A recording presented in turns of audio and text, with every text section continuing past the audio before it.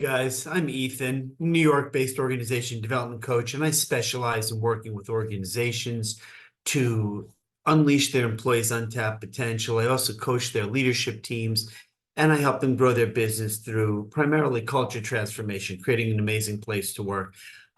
Today's video tip is on knowing your audience and being a little bit sensitive to when you schedule time with somebody else to get them know them better, build a stronger relationship, figure out how you can work together to help each other. Have an agenda, have a clearly defined perspective on how you're looking to structure the conversation. I just got off one of the most bizarre conversations I've had with somebody I've known a while. The way they initially reached out to me to set up the conversation last week was that they said something obtuse along the lines of, we should talk about working better together or forging a relationship or whatever language they use. So I had scheduled a Zoom for us, asked if we could do it by phone call. So I said, no problem. So we jumped on the phone a short while ago. And it was just such an odd conversation. I've been having a lot more of these conversations of late. And I get it. I get it. I feel what you feel if you're responsible as a consultant or you run your own business. The stress and pressure of getting out there and cultivating new business. We all deal with it. But the way in which we let it manifest and the way in which we reach out to others, we really have to be emotionally intelligent about it. So I'll tell you what I mean. The individual got on the phone call with me. They asked how things were going. I started to explain that things are challenging, and they almost immediately did one of those, let's talk about me. So they said, in effect, yeah, I understand. And I know what you're talking about because, and then they brought it back to their own business and their challenges.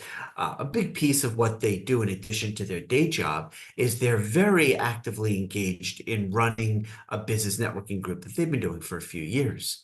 And they've grown it to quite a large size, but they spent the duration of our time together complaining about the amount of work that's invested for them to do that and how they're thinking of divesting their engagement in that area so they can focus almost entirely on their business. And that's great. That's great that they felt comfortable sharing it in me, but yet know your audience. It was almost all about them and their challenges. And then at the very end, as we were talking about who would make for good introductions, they asked me who was a good referral for me. And when I tried to explain to them that it was less about the industry or sector, I was trying to explain to them the characteristics. They said, no. Tell me what industries or sectors. That's how I think. So I accommodated because after all, they were trying to figure out, at least they claim, they're trying to figure out how I could educate them to be on the lookout for referrals on my behalf. And then they sent me a referral or a person that they would be willing to introduce me to. And they clearly haven't given any thought to, does this individual fit into what I'd listen? The minute that they mentioned who they were looking for, I made an introduction for them while we were on the phone together. I introduced them via email. So this is getting exhausting. This is getting exhausting, my having to educate everybody to think about the other person.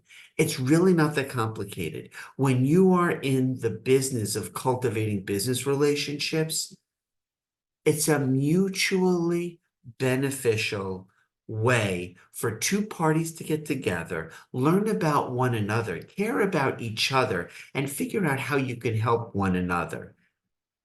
Otherwise, it's the famous Adam Grant TED Talk you may have heard of called Givers and Takers, where a lot of people take and a relatively few are pure givers, and the pure givers tend to burn themselves out. So there's got to be a happy medium of situationally in a relationship. Sometimes somebody's going to need you to be there for them, and that's okay.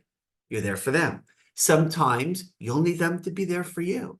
But when a relationship is almost entirely predicated on one party demonstrably expecting things from the other, or you keep giving and giving and giving in the relationship over time, that's not a healthy relationship.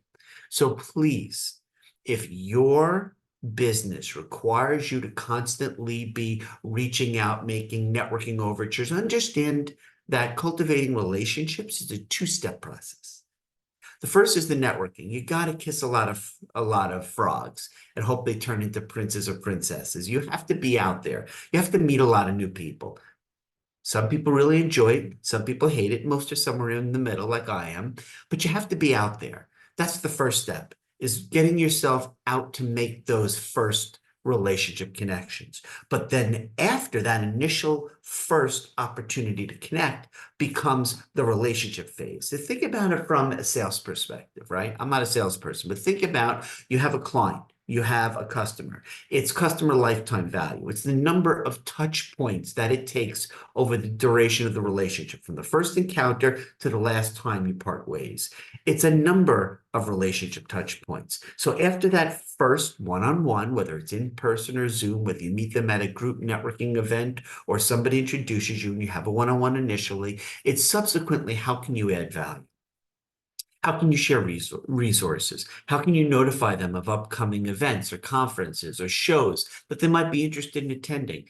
If they mention that they're interested in advanced learning, how can you send things to them? If they want additional certifications or they're looking for an advanced credential and you come across some information, share it. Maybe over time you learn what their business is and who they need to meet as a potential client or a center of influence, and you make those introductions. Point being, don't always turn it back to yourself. Don't always think about yourself. Be on the lookout for adding value, being a giver. And then that's how, over time, as my friend Clay Hicks says, it's a three-step process. You connect with somebody, you seek to serve them, and then you ask in return for them to reciprocate. So I'm asking you to think about this. You're putting your reputation on the line every time you meet somebody, get to know them, and then cultivate a relationship. It's not always about asking. Sometimes it's about giving. And in our mad rush and our constant pressure to keep our business viable and to keep our connections flowing and to maintain lines of open communication that may lead to new business, we feel a little bit stressed. My advice, slow down, deep breath, and start to practice emotional intelligence to be conscious of the other person and how you can add value to them in this ongoing thing called relationship development. Thanks for checking in. If you like what you heard, drop a quick like, subscribe to the channel. Make sure that you support me in my efforts to keep growing out this channel of useful information to help you in your career, your professional development, and your continued business growth. Thanks and take care. Happy hunting.